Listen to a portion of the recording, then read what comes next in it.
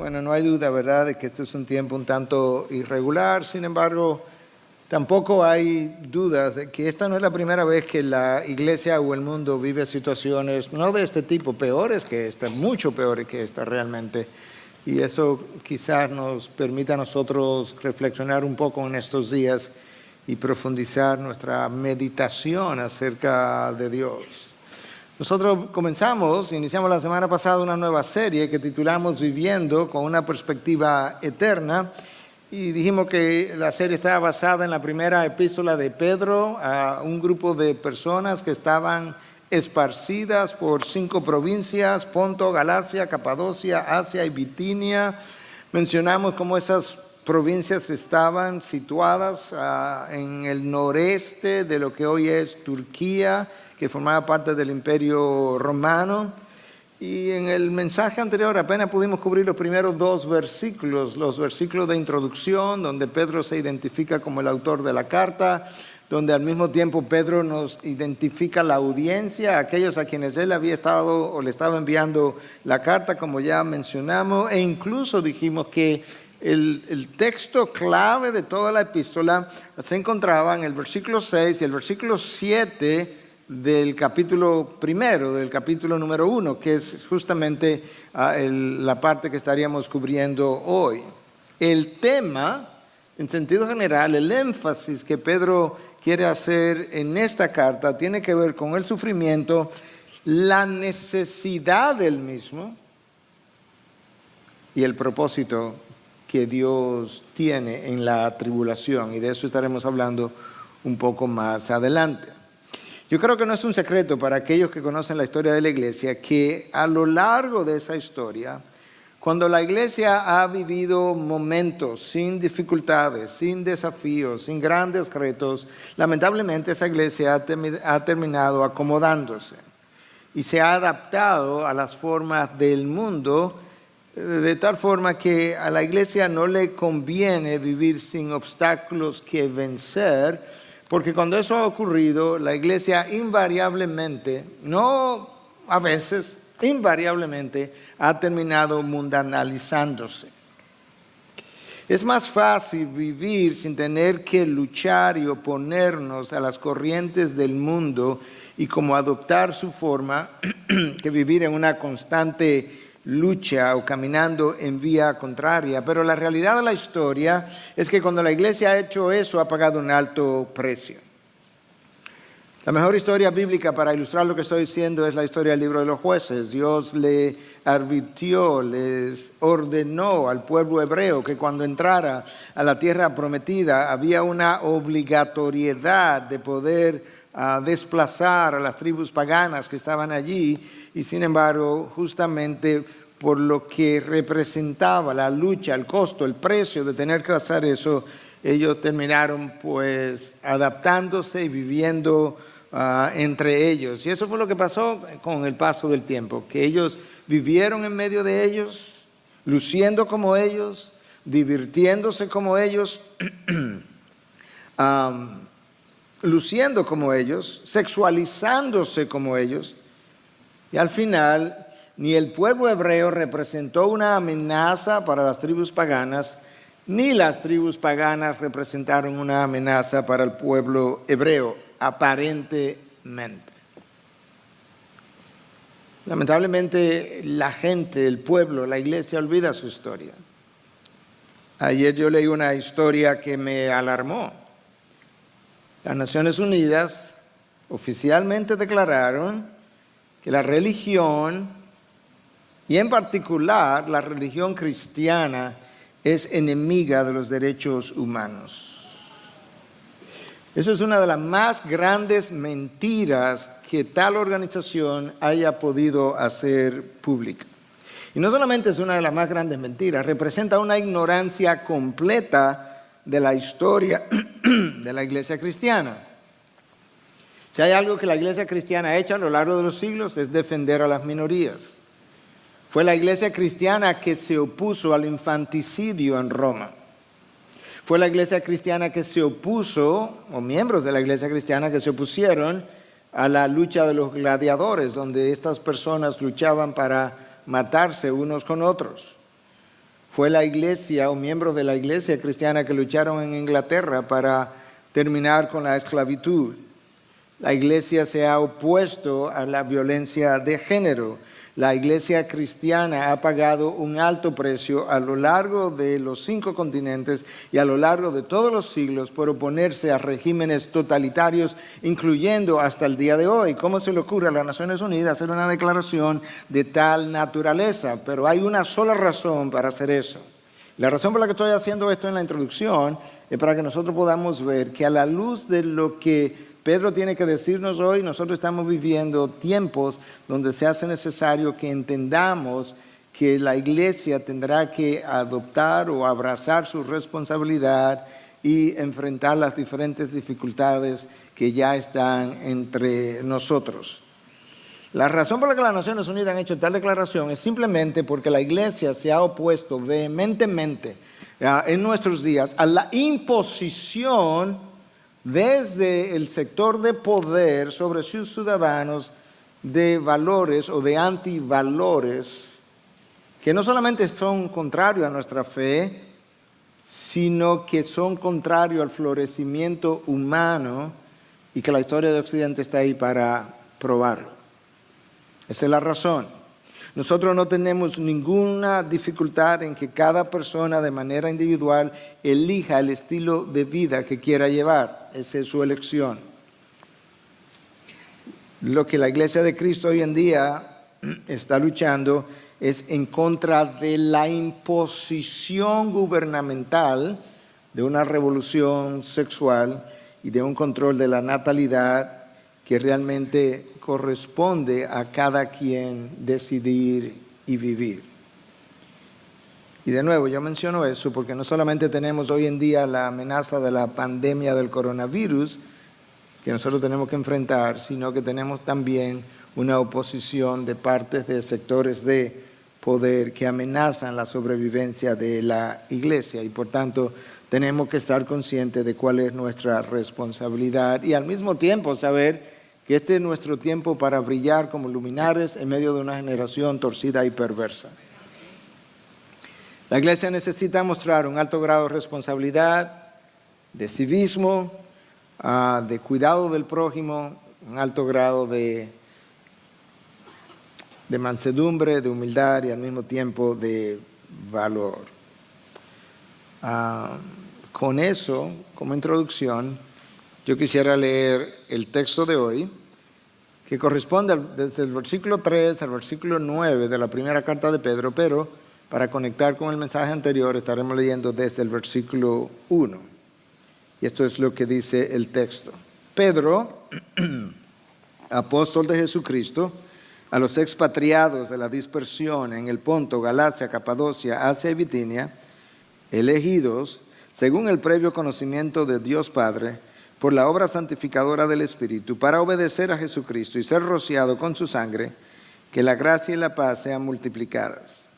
Bendito sea el Dios y Padre de nuestro Señor Jesucristo, que según su gran misericordia nos ha hecho nacer de nuevo a una esperanza viva mediante la resurrección de Jesucristo de entre los muertos, para obtener una herencia incorruptible, inmaculada, y que no se marchitará, reservada en los cielos para vosotros, que sois protegidos por el poder de Dios mediante la fe para la salvación que está preparada para ser revelada en el último tiempo, en lo cual os regocijáis grandemente, aunque ahora por un poco de tiempo, si es necesario, seáis afligidos con diversas pruebas, para que la prueba de vuestra fe, más preciosa que el oro, que perece, aunque probado por fuego, sea hallada, que resulta en alabanza, gloria y honor en la revelación de Jesucristo, a quien, sin haberle visto, le amáis, y a quien ahora no veis, pero creéis en él, y os regocijáis grandemente con gozo inefable y lleno de gloria,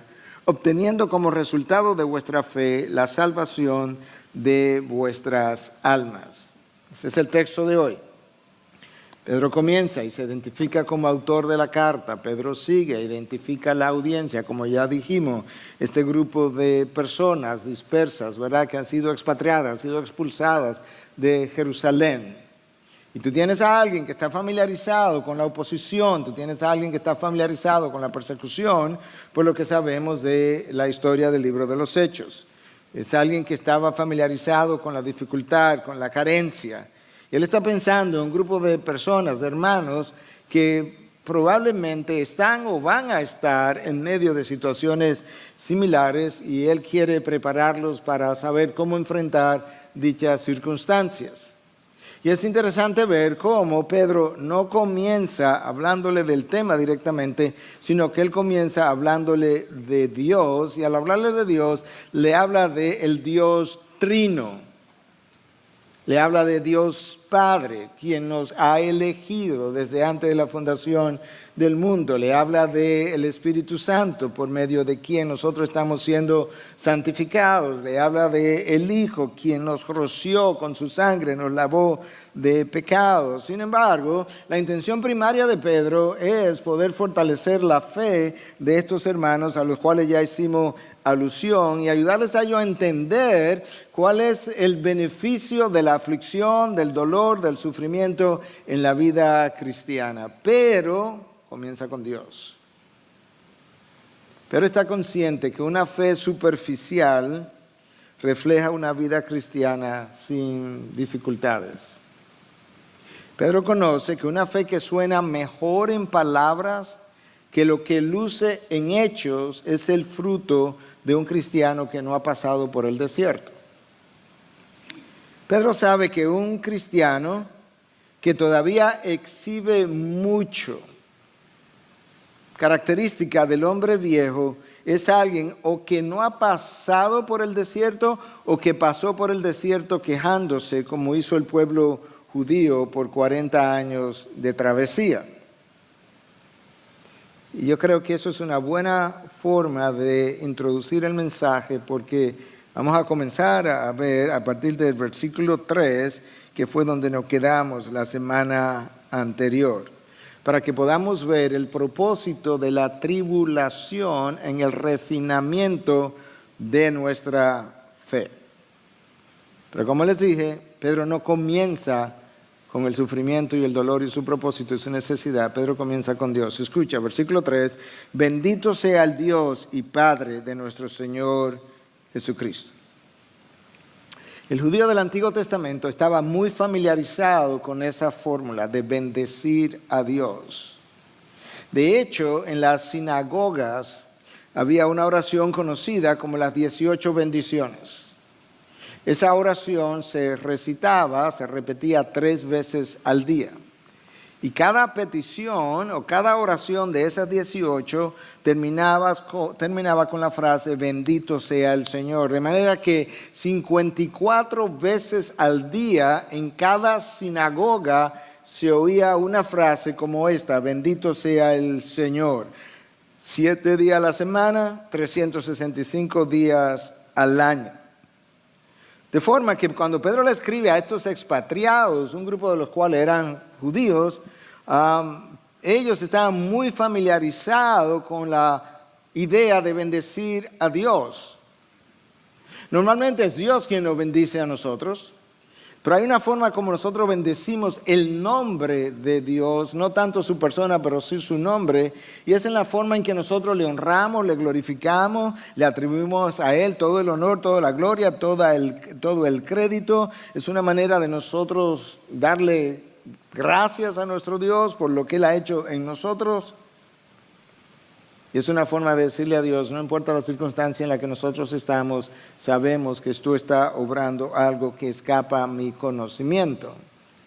Quizás alguien pudiera estar aquí pensando, pastor, usted no sabe la circunstancia en la que yo me encuentro para yo pensar que le voy a estar dando gracias a Dios por esta circunstancia. Y es cierto, yo no conozco la circunstancia en la que tú estás, pero al mismo tiempo tú no conoces lo que Dios está obrando en tu vida y hacia el futuro a través de la misma circunstancia de la cual tú te estás preguntando, ¿dónde está Dios en medio de todo esto? Y eso es importante que nosotros lo tengamos en mente. Entonces en el versículo 3, primera parte, Pedro bendice a Dios, el Padre de nuestro Señor Jesucristo. Eso es nuevo en el Nuevo Testamento, porque en el Antiguo Testamento no se le conocía como el Padre de nuestro Señor Jesucristo, pero ahora sí. Y luego entonces Pedro nos habla de que Él nos ha hecho nacer de nuevo. Dios nos ha hecho nacer de nuevo. Eso está en la forma pasiva. Yo no busqué mi nuevo nacimiento, a mí me entregaron un nuevo nacimiento y con ese nuevo nacimiento me entregaron una nueva vida y la característica primaria de esa nueva vida es que es una vida eterna y por tanto nadie me la puede arrebatar porque está garantizada por el Dios que me la entregó. Y entonces en la segunda parte del versículo 13 nos dice que esa vida eterna viene acompañada de una esperanza viva mediante la resurrección de Jesucristo de entre los muertos. Es la resurrección de Cristo que le confiere a mi vida, a la nueva vida, la esperanza viva. ¿Por qué? Porque como ya aludimos, la resurrección de Jesucristo ha conquistado mis dos más grandes amenazas.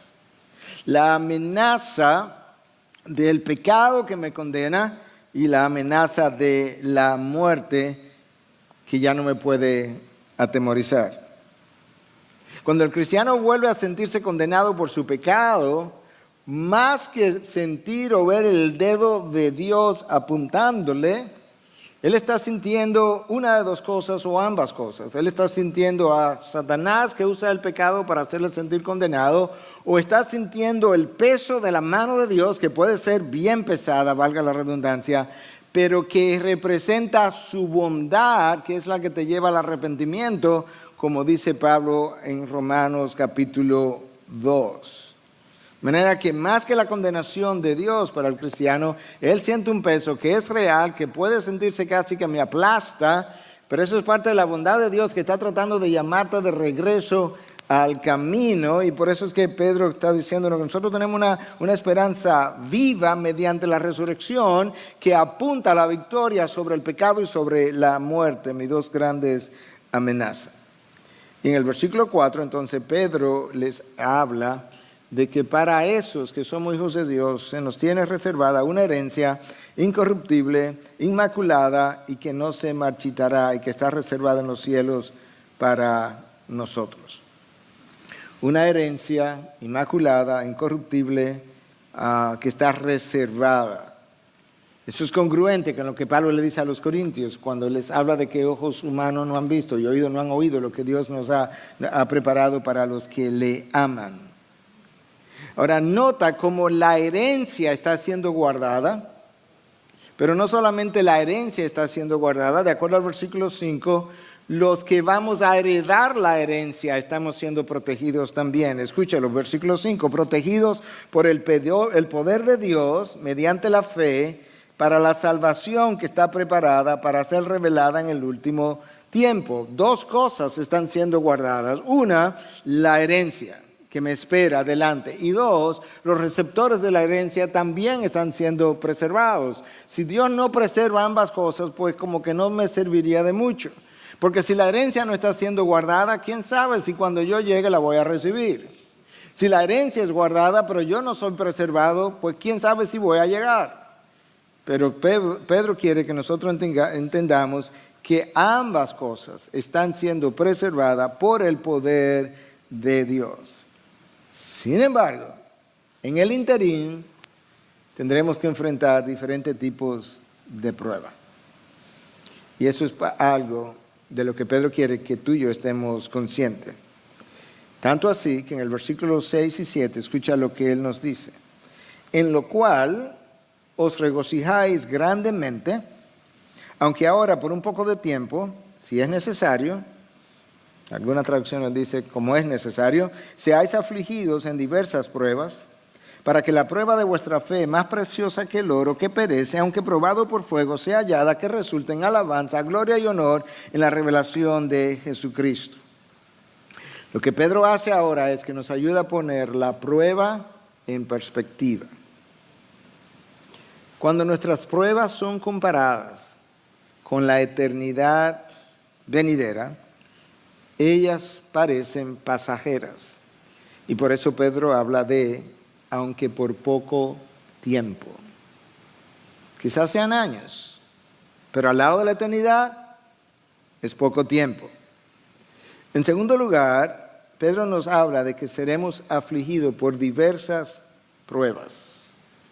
En otras formas, en otra palabra, en otra manera, de otra manera de decirlo, es que la prueba que va a llegar a mí no tiene una sola forma, ni un solo tamaño, ni un solo color, ni viene de una sola dirección, es multiforme, diversas pruebas. En tercer lugar, en el versículo 6, Pedro nos deja ver que es necesario que tú y yo pasemos por ella. En cuarto lugar, Pedro nos deja ver que la tribulación, que es necesaria, es lo que prueba cuán genuina es mi fe. Y en quinto lugar, Pedro me deja ver que esa fe que es probada, la manera como se muestra genuina es porque resulta en alabanza, en gloria y honor para nuestro Señor Jesucristo. Entonces yo quisiera emplear el resto del tiempo que me queda viendo esto de las pruebas, porque de eso es que está hablándonos Pedro. Nos dice en el versículo 6 que seremos afligidos por diferentes pruebas. En el versículo 7 me dice, para que la prueba de vuestra fe, ahí está el énfasis.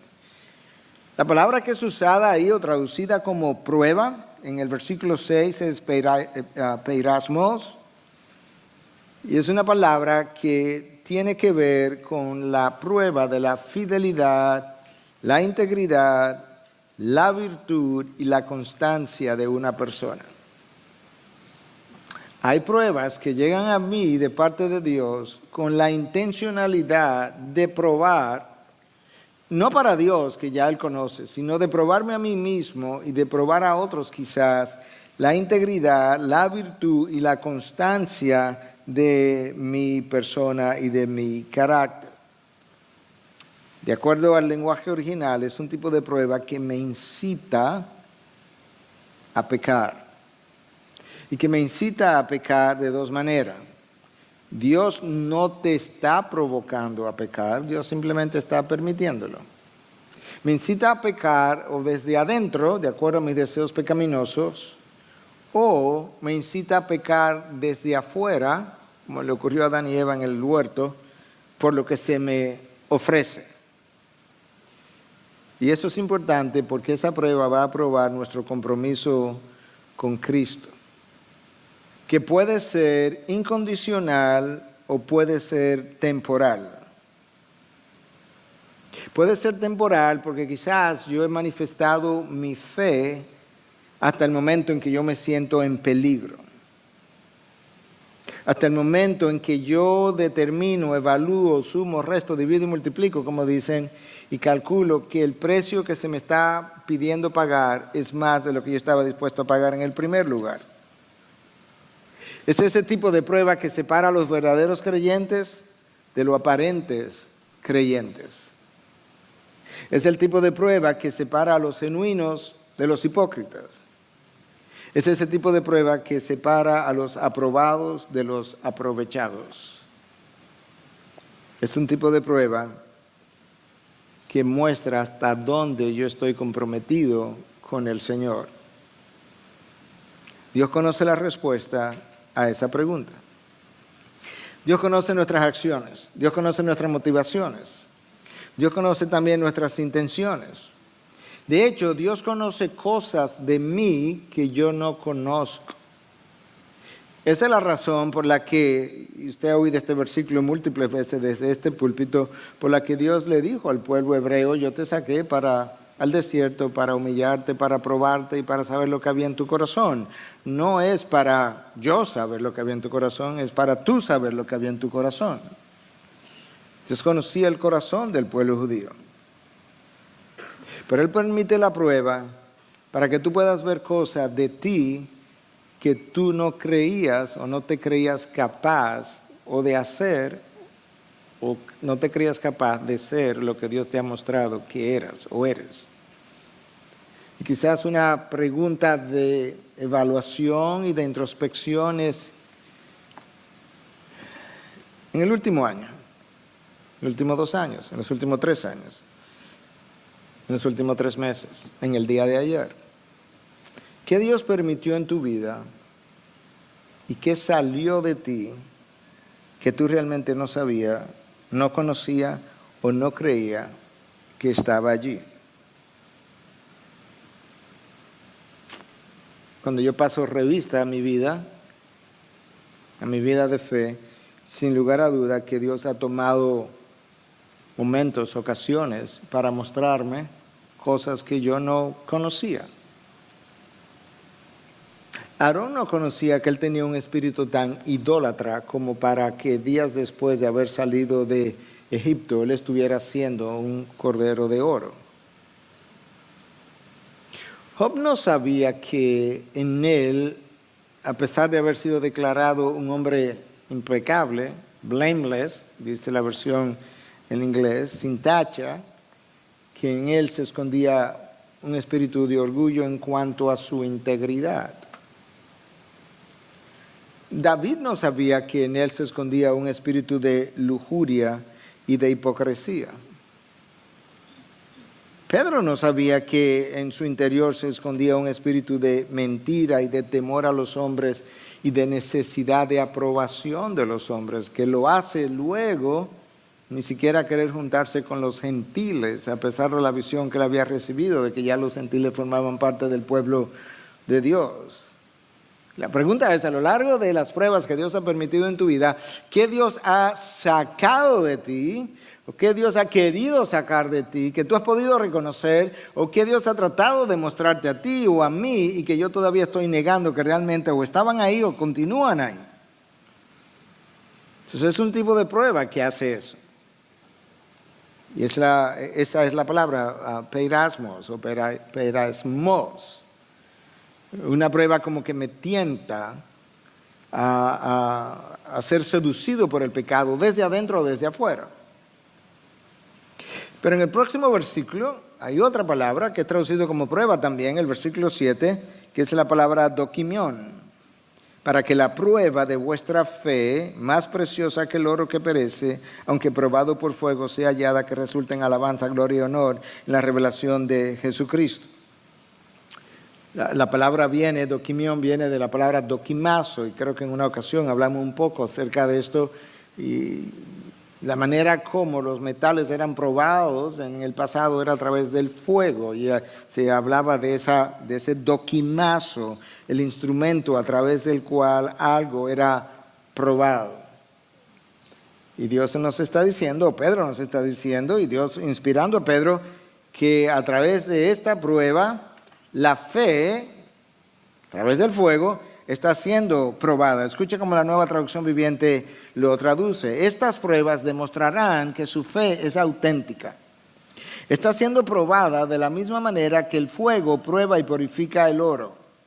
Aunque la fe de ustedes es mucho más preciosa que el mismo oro. Entonces su fe, al permanecer firme en tantas pruebas, les traerá mucha alabanza, gloria y honra en el día de Jesucristo, el día que Jesucristo sea revelado a todo el mundo. Es una fe que necesita ser cultivada, probada, nutrida, alimentada. De hecho, con frecuencia Cristo le dice a los discípulos, hombres de poca fe. Hay un reconocimiento de que estos discípulos tienen algo de fe, pero tienen poca fe.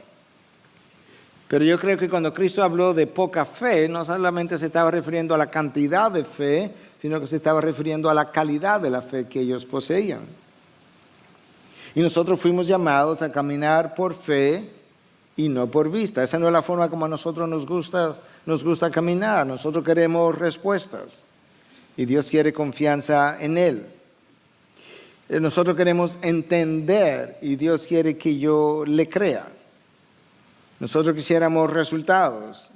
Dios quiere resolución de parte mía de que yo voy a seguirle aunque no le entienda. Y entonces que cuando esa fe verdaderamente ha adquirido una calidad digna del llamado que yo he recibido, la manera como esa fe muestra que ha sido probada y que ha sido y que ha sido cultivada finalmente hasta llevarla a esa calidad, resulta en alabanza y gloria y honor y honra de nuestro Señor Jesucristo. Piensa por un momento las veces cuando tú quizás te has encontrado en medio de pruebas. ¿Cuál ha sido la reacción en medio de la dificultad? Porque con cierta regularidad lo que ocurre en el Hijo de Dios es que en medio de la prueba hay ira y hay quejas y hay resentimiento.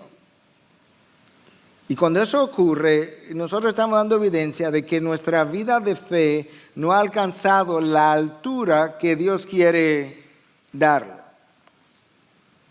Es como si Dios nos hubiese invitado a conocer las profundidades del mar con toda la belleza que pudiéramos encontrar ahí debajo, pero nosotros estamos tranquilos en la playa a 3 o 4 pies de profundidad donde yo puedo tocar fondo, donde mis pies se pueden sentir seguros.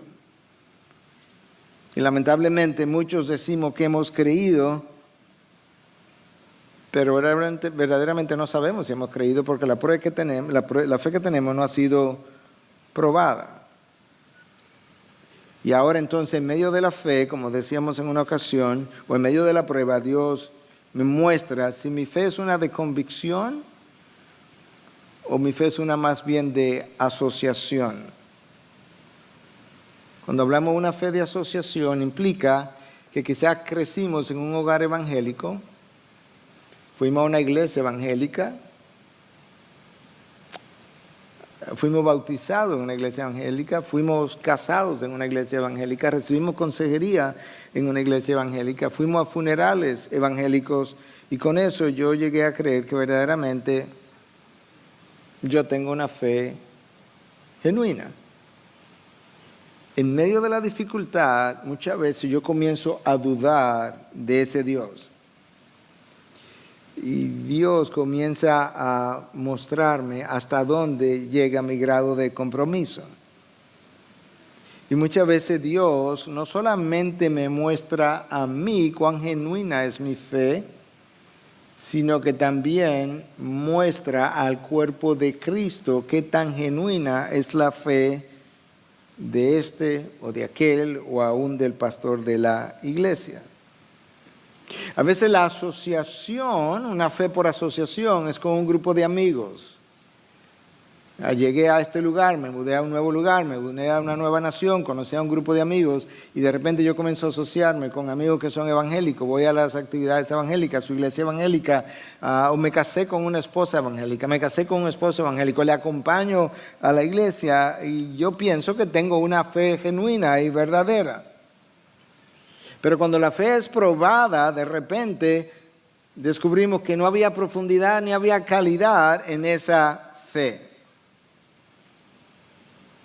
Y la forma como quizás si analizamos, revisamos para atrás la vida de esa persona y pudiéramos entonces percatarnos diciendo, pensándolo bien, como que nunca hubo verdaderos frutos, es cuando tú comienzas a ver vidas tan superficiales que ni siquiera esas vidas se habían percatado de la realidad a su alrededor y vivían más bien atraídos por aquellas cosas que frecuentemente representan una distracción para el cristiano o para el creyente en general. Y las pruebas permiten esa purificación de esa fe. La tercera palabra que aparece en el Nuevo Testamento para referirse a la fe, o mejor dicho a la prueba, hemos mencionado 2, peirasmos fue la primera. La segunda que nosotros acabamos de analizar es dokimión, que viene de la palabra dokimazo, y la tercera es purosis.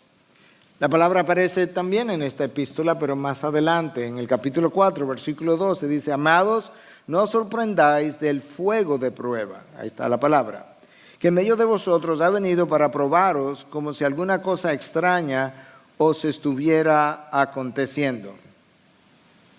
En otras palabras, recuerda que dijimos que de acuerdo a Pedro, las pruebas, las dificultades son necesarias. Si son necesarias, entonces no deben ser extrañas. Forman parte del llamado. Y aquí esta palabra prueba, traducida como prueba, purosis, implica un cierto sufrimiento o dolor, a través del cual Dios prueba mi perseverancia y prueba mi carácter. Una vez más, te saqué al desierto para humillarte, para probarte, para saber lo que había en tu corazón. La prueba me va a mostrar a mí y a otros si yo voy a confiar en mi propia fortaleza, si yo voy a confiar en mi superación personal, si yo voy a confiar en mis dones, en mis talentos, en mis finanzas, en mis habilidades, en mis relaciones, o si yo voy a confiar y a creerle a Dios. En ese tipo de prueba, Dios pone de manifiesto si voy a negociar mis valores o si voy a permanecer fiel a los suyos. La purosis implica un cierto tipo de dolor emocional o físico. Y la prueba de dolor es importante en tu vida y en la mía. La razón por la que es importante en tu vida y en la mía es porque está por verse de qué manera o qué yo voy a hacer para tratar de anestesiar el dolor. Algunos deciden en medio de la dificultad, cristianos que tienen un tiempo viniendo a la iglesia, mostrando cierta fidelidad, y de repente comienzan a desviarse y a experimentar cierto tipo de satisfacción o de placer que habían dejado atrás. Con lo cual están poniendo de manifiesto lo que ellos están haciendo para anestesiar el dolor. Una de las reacciones más comunes ante las pruebas de dolor es la ira. Piensa en el registro bíblico, echa atrás. Tú llegas al Génesis 4, tú tienes a Caín, que tiene una ofrenda que se la trae a Dios, y resulta que Dios rechaza su ofrenda. Eso debió haber producido un grado de dolor. El rechazo, a mí me produce dolor, un cierto rechazo de parte de Dios debe producir un gran dolor. ¿Cómo reaccionó Caín? Con ira, y su ira fue tan grande que terminó matando a su hermano. La esposa de Job fue sometida a prueba. ¿Y qué ella hizo? Que termina diciéndole a su esposo, maldice a Dios y muérete. Muchos reaccionan en rebelión. Otros reaccionan en negación, nunca creyendo que realmente lo que Dios está haciendo o lo que está ocurriendo en su vida, que realmente es real, y tratan de verlo de otra manera o de justificarlo. Y hay unos pocos que se tiran de rodillas y que dicen, Jehová dio, Jehová quitó, bendito sea el nombre del Señor. Job nunca pronunció palabras como la que su esposa pronunció. Y cuando Job dijo, bendito sea el nombre del Señor, Jehová dio, Jehová quitó, lo dijo de rodillas. La pregunta es, ¿dónde tú has estado recientemente? ¿En medio de la prueba? ¿De rodillas? ¿Alejado de Dios? ¿Buscando a Dios? ¿En busca de refugio? Y escucha lo que dice Pedro entonces hacia el final de su epístola, en el capítulo 5, versículo 10. Y después que hayáis sufrido un poco de tiempo, el Dios de toda gloria, que os llamó de su gloria eterna en Cristo, Él mismo os perfeccionará, afirmará, fortalecerá y establecerá. Ahí están 4 propósitos que Dios tiene para que la prueba haga en ti. Que tu fe, cuando haya sido probada, si es genuina, resulte perfeccionada, afirmada, fortalecida y establecida. Que el Dios de gloria, que me aplicó su gracia al momento de salvación, es el mismo Dios que usa su gracia a través de la tribulación para tomar mi fe y no simplemente probarla, sino para que a través de la prueba dicha fe resulte fortalecida, perfeccionada, afirmada y establecida. Cuando Dios nos encontró, la manera como Él me encontró y la manera como yo comienzo a vivir la vida cristiana, yo no estoy listo para entrar al reino de los cielos. Yo no estoy ni siquiera listo para ser un digno representante del reino de los cielos. Esa fe inmadura estorba los propósitos de Dios, empaña los propósitos de Dios, contamina la obra de Dios. Esa fe inmadura ni siquiera disfruta lo que Dios hace en ti y a través de ti. Esa fe inmadura ni siquiera ve evidencia de gracia en otros cuando Dios está obrando a través de ellos. Y antes de Dios quebrantarnos, antes de mi quebrantamiento, muchas veces lo más que yo puedo hacer es como admirar a Dios desde lejos, pero una cosa es admirar a Dios y otra cosa es amarlo como fruto de una relación íntima, cercana, continua. Y es por eso que muchas veces nosotros hemos oído de Dios más que hemos llegado a conocer a Dios. Y es en la dificultad donde frecuentemente tú y yo llegamos a conocer a Dios. Es en la dificultad donde tú y yo finalmente comenzamos como a confiar en Dios y solamente en Dios. Y hay circunstancias y dificultades que se prolongan en el tiempo. Y se prolongan tanto que llega un momento cuando tú piensas que ya tú te vas a quebrar, que ya no puedes más. Como el apóstol Pablo testifica en la segunda carta a los Corintios, capítulo 1, cuando dice que llegó un momento donde él perdió toda esperanza de salir con vida, pero que Dios permitió tal prueba para que pudiésemos llegar a confiar en Él y no en nosotros mismos. Eso es Pablo, el que estuvo en el tercer cielo. En un momento dado él dijo, ya, hasta aquí llegamos. Y hay pruebas así donde tú piensas que al día siguiente tú vas a colapsar.